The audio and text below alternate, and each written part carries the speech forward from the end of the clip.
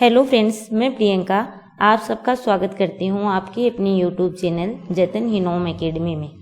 दोस्तों, आज के इस नए वीडियो में हम बहुत ही इम्पोर्टेंट टॉपिक तथा साथ ही एवरग्रीन चैप्टर जिसका नाम है स्थानीय स्वशासन का डिटेल से अध्ययन करेंगे।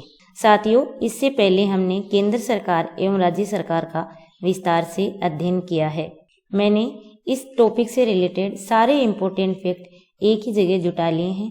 आप अपना काम केवल और केवल स्टडी का निरंतर करते रहें। अब हम अपने टॉपिक की तरफ चलते हैं जिसका नाम है स्थानीय स्वशासन। स्थानीय स्वशासन पंचायती राज। पंचायती राज से आज से ग्रामीण क्षेत्र में वहां के लोगों द्वारा निर्वाचित ग्रामीण स्थानीय स्वशासन से है। व्यापक अर्थ में यह एक प्रत्यक्ष लोकतंत्र ही होता है। इसे हम ये भी कह सकते हैं कि ग्रामीण क्षेत्रों में वहां के लोगों द्वारा जो निर्वाचित ग्रामीण सरकार होती है, ग्रामीण सरकार होती है, वो ही ग्रामीण स्थानीय स्वशासन है। एक तरह से ग्रामीण स्वराज्य का आधार यही पंचायती राज व्यवस्था है। अब हम बिंदुवार स्थानीय स्वशासन या पंचायती राज से संबंधित इम्पोर्टेंट फैक्ट देखते हैं। स्थानीय स्वशासन को विभिन्न देशों में अलग अलग नामों से जाना जाता है, जैसे भारत में स्थानीय स्वशासन, फ्रांस में स्थानीय प्रशासन जिसे प्रीफेक्ट व्यवस्था भी कहते हैं, अमेरिका में म्युनिसिपल शासन इत्यादि। दोस्तों, गांधी जी का जो सर्वोदय था एक तरह से पंचायती राज व्यवस्था का वो पर्याय ही है। महात्मा गांधी ने सर्वप्रथम ग्राम स्वराज्य की कल्पना की थी। उन्होंने अपनी पुस्तक my picture of free India में स्थानीय स्वशासन पंचायती राज व्यवस्था का उल्लेख किया है। दोस्तों, स्थानीय स्वशासन की भारत में बहुत ही पुरानी परंपरा रही है। पंचायत शब्द स्थानीय क्षेत्र के लोगों द्वारा चयनित 5 व्यक्तियों का जो एक समूह होता था उस प्रणाली को बताता है जिसके द्वारा असंख्य ग्रामीण जनता को उन 5 व्यक्तियों द्वारा ही शासित किया जाता था। कौटिल्य ने अर्थशास्त्र में स्थानीय स्वशासन के लिए राज्य के विकेंद्रीकरण का समर्थन करते हुए जो संरचना प्रस्तुत की उसमें जनपद प्रशासन को ग्राम यानी कि सबसे निचली इकाई हो गई ग्राम, 10 गांवों का जो समूह था वो कहलाता था संग्रहण, तथा 200 गांवों का जो संग्रह होता था वो कहलाता था खरवाटिक, 400 गांवों का जो समूह होता था वो द्रोणमुख कहलाता था और 800 गांवों का समूह स्थानीय कहलाता था। स्थानीय नाम की इकाई होती थी। इसका अर्थ ये हुआ कि कौटिल्य ने अर्थशास्त्र में जो राज्य के विकेंद्रीकरण की संकल्पना प्रस्तुत की है उसमें जो सबसे बड़ी इकाई है वो स्थानीय इकाई है। उस इकाई का नाम है स्थानीय और वो है 800 गांवों का एक समूह। अगला इम्पोर्टेंट फैक्ट है, प्राचीन काल में दक्षिण भारत में स्थानीय स्वशासन का सबसे अच्छा उदाहरण चोल प्रशासन ने प्रस्तुत किया था। चोल प्रशासन के दौरान गांव में नाडु परिषदें, इम्पोर्टेंट है ये दोस्तों, नाडु परिषदें कार्यरत थी। अब हम देखते हैं गवर्नर जनरल एवं वाइसराय जो लॉर्ड रिपन थे, उन्होंने सर्वप्रथम 1882 में जिला बोर्ड, ग्राम पंचायत एवं न्याय पंचायत का प्रस्ताव कर देश में स्थानीय स्वशासन की ठोस बुनियाद रखी।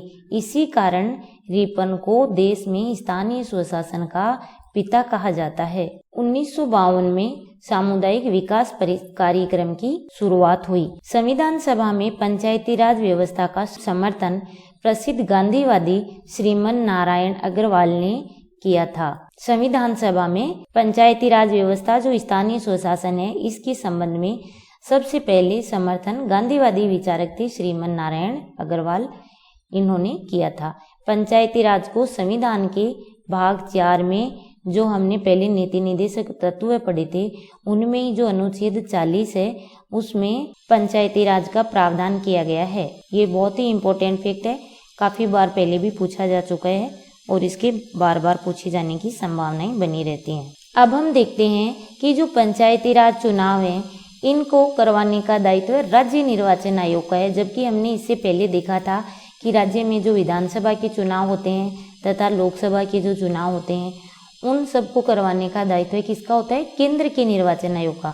जो स्थानीय स्वशासन है उसमें नगरों के भी और ग्रामीण क्षेत्र के भी सारे चुनाव करवाने का दायित्व राज्य निर्वाचन आयोग का होता है। अब हम देखते हैं भारत में स्थानीय स्वशासन की संरचना दो प्रकार की है। पहली है ग्रामीण स्थानीय स्वशासन, दूसरी है नगरीय स्थानीय स्वशासन। ग्रामीण स्थानीय स्वशासन को पंचायती राज व्यवस्था के नाम से जाना जाता है। पंचायतों के विघटन की तिथि से 6 माह के अंदर चुनाव अनिवार्य है, लेकिन यदि पंचायतों का कार्यकाल 6 महीने से कम बचा है तो चुनाव समूचे 5 वर्ष के लिए करवाए जाते हैं। फिर बचे हुए टाइम के लिए चुनाव नहीं होता। अगर कार्यकाल 6 ही महीने बचता है तो अगले 5 वर्षों के लिए वो चुनाव होता है। अगला इम्पोर्टेंट फैक्ट है 24 अप्रैल को राष्ट्रीय पंचायती राज दिवस मनाया जाता है।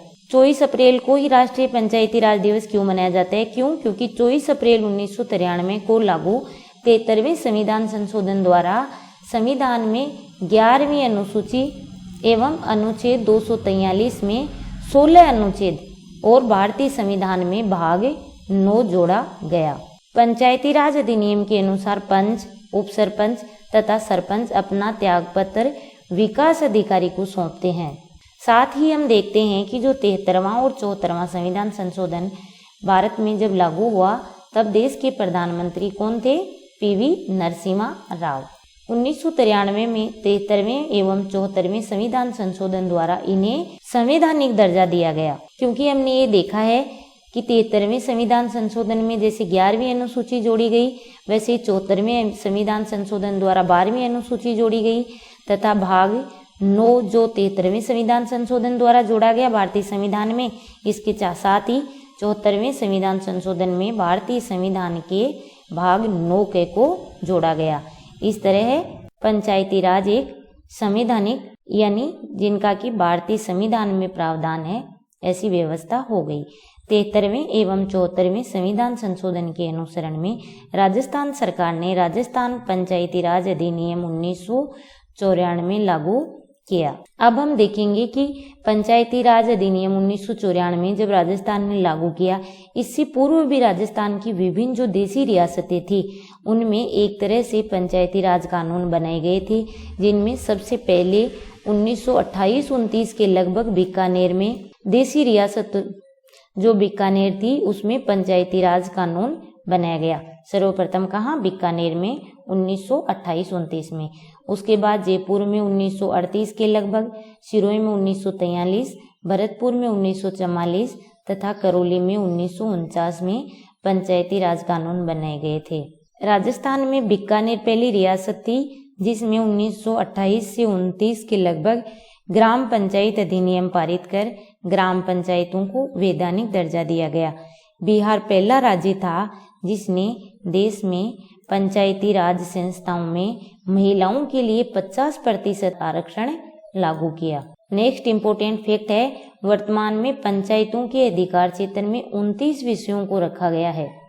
राज्य की प्रथम महिला जिला प्रमुख श्रीमती नगेंद्र बाला थी, जो कहाँ से थी?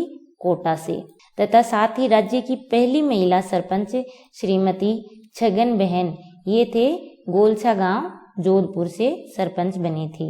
बलवंत राय मेहता समिति द्वारा अनुशंसित त्रिस्तरीय योजना को लागू करने के लिए राजस्थान पंचायत समिति एवं जिला परिषद अधिनियम 1959 लागू किया गया। 2 अक्टूबर 1959 को तत्कालीन प्रधानमंत्री जवाहरलाल नेहरू ने राजस्थान के नागौर जिले के बगदरी गांव से आधुनिक त्रिस्तरीय जो व्यवस्था थी जिसे बलवंत राय मेहता समिति की अनुशंसा पर लागू किया गया था, उसका शुभारंभ सर्वप्रथम राजस्थान में नागौर जिले के बगदरी गांव से 2 अक्टूबर 1959 में तत्कालीन जो प्रधानमंत्री थे जवाहरलाल नेहरू, इन्होंने इसकी शुरुआत और इसका शुभारंभ किया। त्रिस्तरीय पंचायती राज को लागू करने वाला राजस्थान भारत का पहला राज्य बना। राजस्थान में पंचायती राज संस्थान की कार्य प्रणाली में सुधार संबंधी सुझाव देने के लिए समय समय पर विभिन्न समितियों का गठन किया गया है, जिनमें पहली है हरिश्चंद्र माथुर समिति 1963। दोस्तों, इन समितियों का कई बार सीक्वेंस या इनका क्रम पूछ लिया जाता है, इसलिए हमें इनकी जो ये सन है ये भी ध्यान में रखनी है।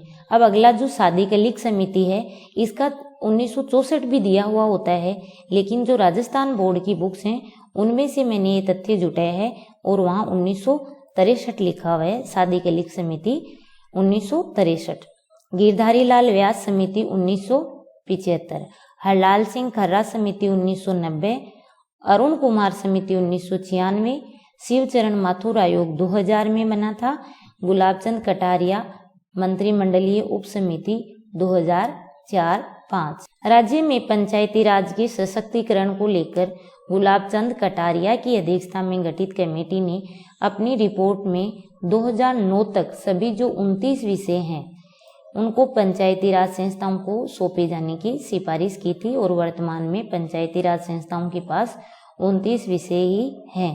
राजस्थान के नगरीय क्षेत्रों में स्थानीय प्रशासन के लिए राजस्थान नगर पालिका अधिनियम 1959 बनाया गया। नगरीय स्थानीय स्वशासन के लिए वर्तमान में राजस्थान नगर पालिका अधिनियम 2009 लागू है। वर्तमान में 1959 में भी बना था, लेकिन वर्तमान में 2009 लागू है। मित्रों, अगला फैक्ट वेरी इंपॉर्टेंट है, क्योंकि वर्तमान में कितनी पंचायत समितियां हैं, कितनी ग्राम पंचायतें हैं, ये क्वेश्चन सदैव पूछा जाता है।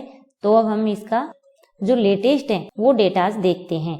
पूर्व में राजस्थान में 295 पंचायत समितियां थी तथा 9888 ग्राम पंचायत थी, किंतु नवंबर 2019 में राज्य सरकार द्वारा किए गए परिसीमन के बाद पंचायत समितियां हो गई हैं 343 तथा ग्राम पंचायत हो गई हैं 11,152। यानी सरकार ने कुल 48 नई पंचायत समितियां बना दी हैं और 1,264 नई ग्राम पंचायतों के गठन को मंजूरी दे दी है।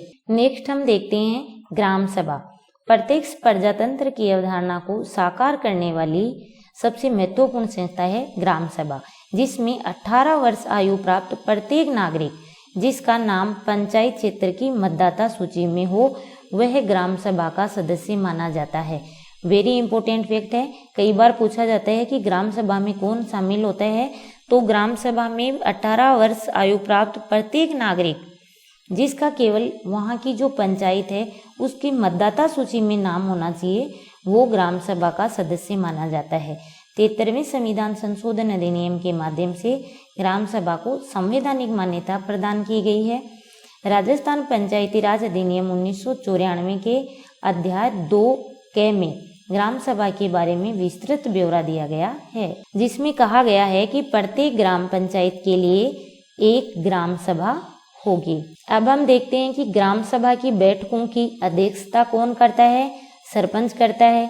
यदि सरपंच उपस्थित नहीं है तो उप सरपंच। ग्राम सभा की बैठक की अध्यक्षता उप सरपंच करेगा, और यदि दोनों ही अनुपस्थित हैं तो फिर सदस्यों के जो कि वहाँ उपस्थित हैं उनके बहुमत से जो निर्वाचित होगा वो ही ग्राम सभा के बैठकों की अध्यक्षता करेगा।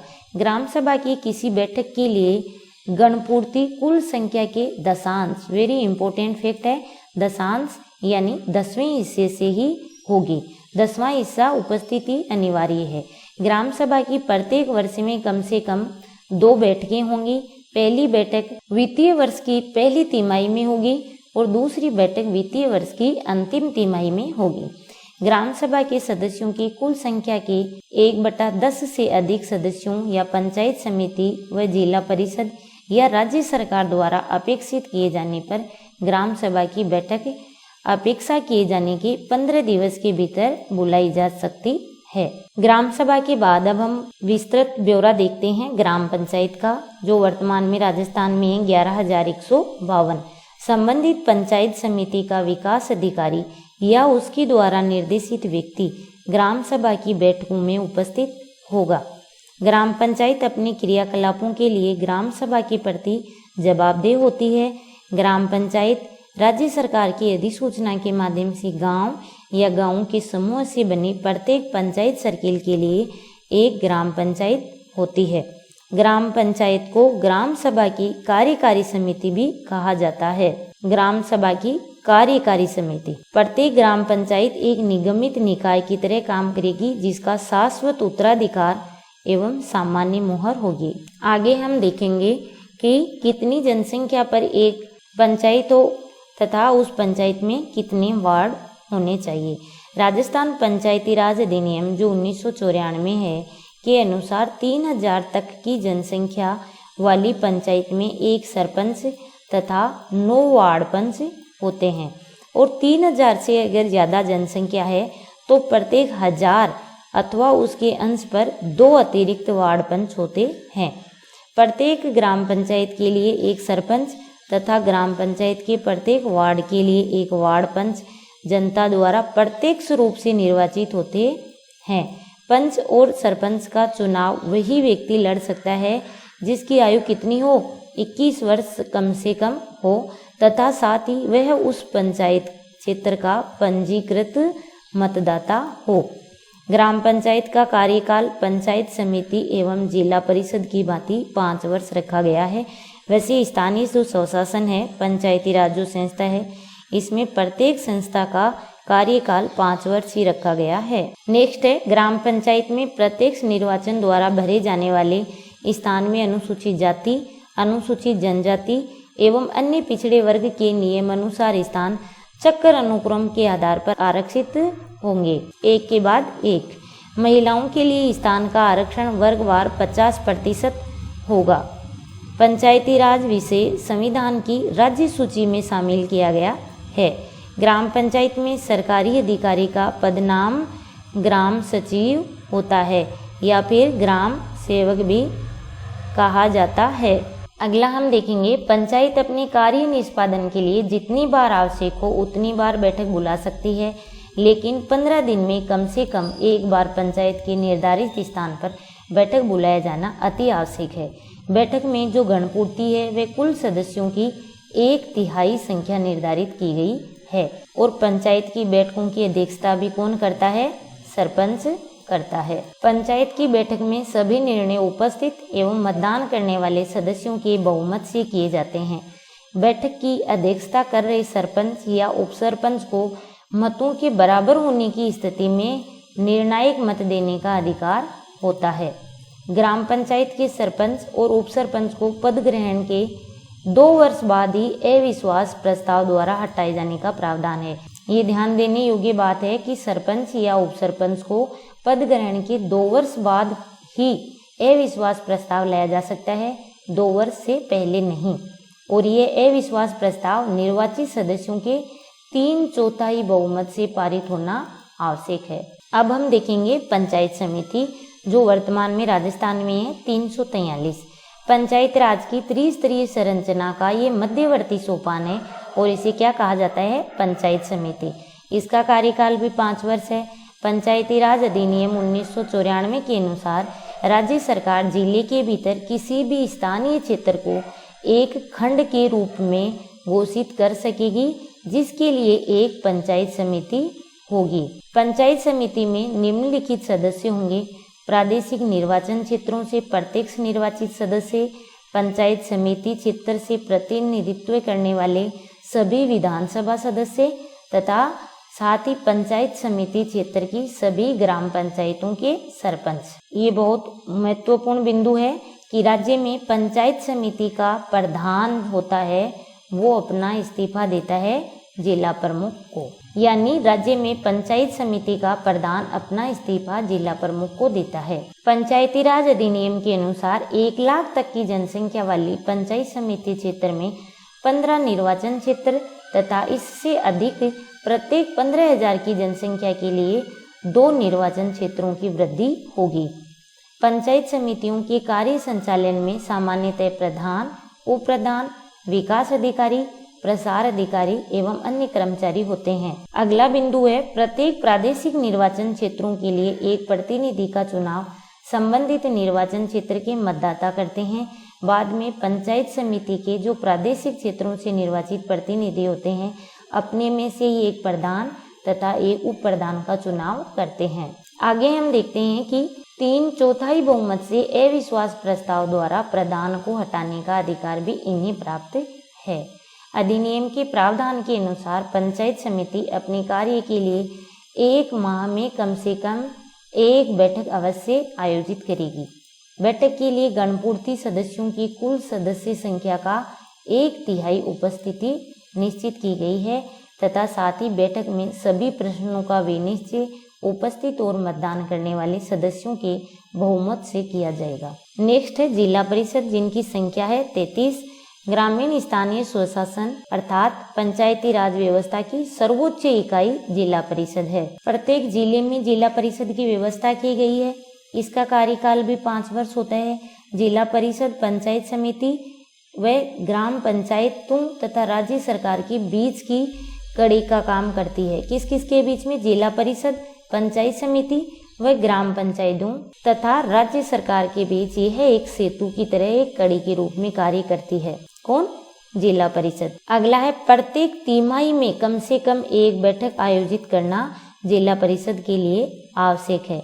गणपूर्ति क्या है? सदस्यों की कुल संख्या का 1/3 सदस्यों की उपस्थिति अनिवार्य होगी। जिला परिषद का गठन निम्न 4 प्रकार के सदस्यों से मिलकर होता है, जिनमें कौन है?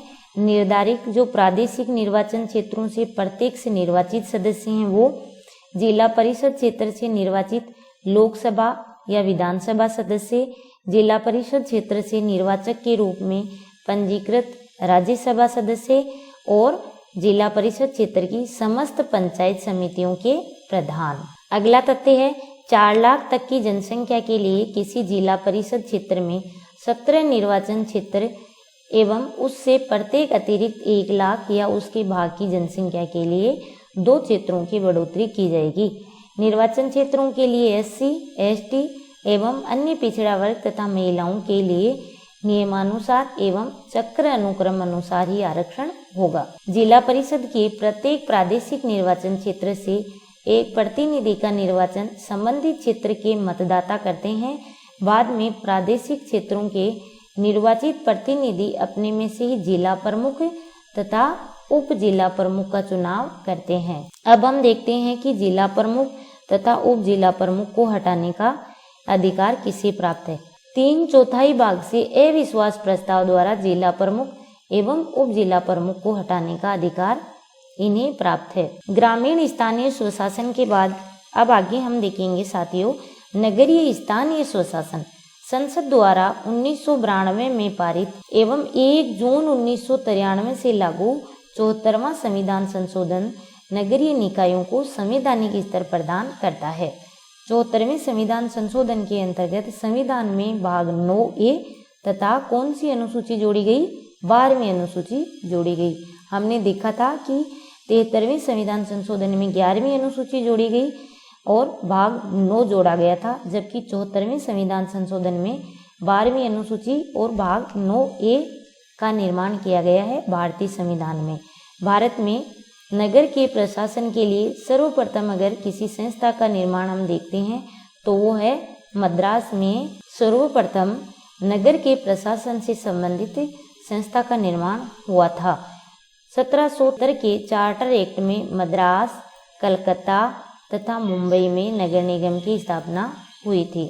अगला हम देखते हैं राजस्थान ने भी 74वें संविधान संशोधन की मूल भावना एवं विशेषताओं को पहले से प्रचलित राजस्थान नगरपालिका अधिनियम 1959 की विभिन्न धाराओं में आवश्यक संशोधन करके 1994 में संशोधित स्वरूप में इसे लागू कर दिया गया। संविधान के भाग 9 का संबंध शहरी स्थानीय स्वशासन से है, जिसमें टोटल अनुच्छेद रखे गए हैं और साथ ही भारतीय संविधान की अनुसूची कौन सी है? 12वीं है। शहरी निकायों को हस्तांतरित की जाने वाली अनुसूची 12वीं। और अगला इम्पोर्टेंट फैक्ट है, इसमें टोटल है 18 विषय। आप देखो अंतर ये करना है कि टोटल अनुच्छेद तो इसमें 19, जबकि 12वीं अनुसूची में टोटल विषय कितने हैं? 18 विषय रखे गए हैं। वर्तमान में नगरीय स्थानीय स्वशासन की संस्थाएं राजस्थान नगरपालिका अधिनियम 2009 से शासित हैं। प्रजातंत्र में प्रत्यक्ष लोकतंत्र की एक मुख्य विशेषता होती है जो है राइट टू रिकॉल, जिसका हम राजस्थान के संदर्भ में देखते हैं। राज्य विधानसभा ने 22 मार्च 2011 को नगरपालिका अधिनियम में संशोधन अधिनियम पारित किया, जिसमें प्रावधान है कि किसी भी शहरी निकाय के प्रमुख को हटाने के लिए जो निकाय पार्षद हैं उनके 3/4 बहुमत से अविश्वास प्रस्ताव पारित करने के बाद जनमत संग्रह कराया जाएगा और जनमत संग्रह में अविश्वास प्रस्ताव के पक्ष में मतदान होने पर ही किसी प्रमुख को अपने पद से हटाया जा सकेगा। यह अविश्वास प्रस्ताव निकाय प्रमुख के पद ग्रहण की तिथि के 2 वर्ष की अवधि पूर्ण होने के बाद ही लाया जा सकेगा। राजस्थान में हम सबसे पहले राइट टू रिकॉल को मांगरोल 12 नगर पालिका में राइट टू रिकॉल नियम के तहत मतदान 7 जनवरी 2013 को हुआ था, परंतु नगर पालिका अध्यक्ष इसमें जीत गए थे। वर्तमान में राजस्थान में 7 नगर निगम, प्रत्येक संभाग स्तर पर 34 नगर परिषद तथा 146 नगर पालिकाएं हैं। सबसे पहले हम अध्ययन करेंगे नगर निगम का। नगर निगम जो शहरी या नगरीय निकाय है उसकी सर्वोच्च संस्था होती है। राजस्थान में 74वें संविधान संशोधन की अपेक्षाओं के अनुरूप प्रत्येक जो बृहत्तर नगरीय क्षेत्र में है या जिनकी जनसंख्या 5 लाख से अधिक है में नगर निगम की स्थापना की जा सकती है। वर्तमान में राजस्थान के जो 7 संभाग मुख्यालय हैं उनमें नगर निगम की व्यवस्था की गई है, नगर निगम गठित किए गए हैं। जयपुर, जोधपुर, कोटा, अजमेर, बीकानेर, उदयपुर एवं भरतपुर। 1982 में जयपुर विकास प्राधिकरण का सर्वप्रथम गठन किया गया था। जोधपुर विकास प्राधिकरण की स्थापना 30 अगस्त 2008 को तथा अजमेर विकास प्राधिकरण की स्थापना 2013 में की गई। संगठनात्मक दृष्टि से देखें तो जयपुर सबसे बड़ा नगर निगम है। अगला तथ्य देखेंगे हम। राज्य सरकार नगर निगम को जनसंख्या के आधार पर प्रादेशिक निर्वाचन क्षेत्रों में विभक्त करती है और इन प्रादेशिक क्षेत्रों को वार्ड कहा जाता है। प्रत्येक वार्ड से एक सदस्य प्रत्यक्ष रूप से जनता द्वारा वयस्क मताधिकार के आधार पर निर्वाचित होता है। महापौर एवं उप महापौर, नगर निगम के जो अध्यक्ष होते हैं उन्हें क्या कहा जाता है? महापौर कहा जाता है और उपाध्यक्ष को उप महापौर कहा जाता है। नगर निगम के सदस्य अपने में से एक महापौर तथा उप महापौर को निर्वाचित करते हैं। महापौर नगर का प्रथम नागरिक होता है और उसका कार्यकाल भी 5 वर्ष होता है। महापौर मुख्य कार्यकारी अधिकारी से नगर निगम से संबंधित कोई प्रतिवेदन अथवा जानकारी प्राप्त कर सकता है। नगर निगम के बाद हम देखेंगे स्थानीय जो नगरीय स्वशासन है उसकी दूसरी महत्वपूर्ण इकाई नगर परिषद। नगरीय स्थानीय स्वशासन की दूसरी महत्वपूर्ण इकाई जिसे नगर परिषद कहा गया है। राजस्थान में 1 लाख से 5 लाख जनसंख्या वाले जो लघुतर नगरीय क्षेत्र हैं उनमें नगर परिषद का गठन राज्य सरकार कर सकती है। नगर परिषद में एक निर्वाचित परिषद होती है। नगर परिषद क्षेत्र को प्रादेशिक निर्वाचन क्षेत्र में जनसंख्या के आधार पर विभक्त किया जाता है जिसे हम वार्ड कहते हैं। अगला देखते हैं, वार्ड से निर्वाचित सदस्य क्या कहलाता है? पार्षद कहलाता है। वार्डों की संख्या का निर्धारण समय समय पर अधिसूचना जारी करके किया जाता है।